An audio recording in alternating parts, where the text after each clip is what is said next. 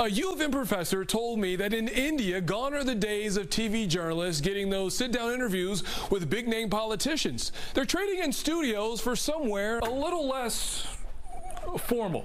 Now influencers are getting all the popular scoops, and they have cameras that fit in the palm of their hands, but could what's happening in India be a precursor to what's going to happen in America? Barack Obama may have laid the blueprint for successfully using social media and the internet to win the presidency, but he wasn't the first to approach it with arms wide open. The first was former presidential hopeful Howard Dean in 2004. I wonder whatever happened to him.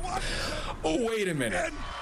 And then we're going to Washington, D.C. to take back the White House. Yeah! One of the things that most damaged his campaign was also social media because he had made a small gaffe. A small gaffe with big consequences. Joyujit Pal is an associate professor at Michigan's School of Information.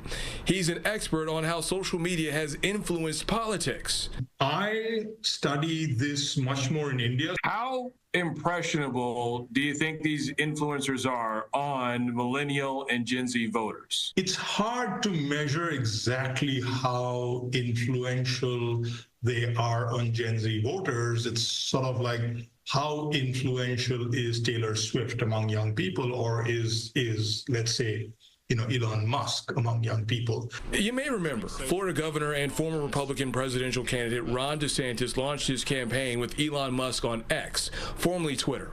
If you look at what happened with the Republican primaries, where were the candidates going to do their interviews? And you'll find that a number of them were doing it on popular YouTube channels. This is where influencers come in, because influencers have people who follow them from across the spectrum of political views, etc. So an influencer can actually be much more valuable because they bring you independence. And India, we've seen this move where a lot of politicians have started now doing their political interviews with influencers instead of with mainstream media journalists. But surprisingly, one of the top influencers in India is Prime Minister Narendra Modi. Almost 100 million followers on X, 91 million followers on Instagram, and 25 million subscribers on YouTube. On YouTube, he has over 100 playlists. He not only you can listen to his speeches, but he has inspirational messages for people taking exams, teaching you how to deal with stress.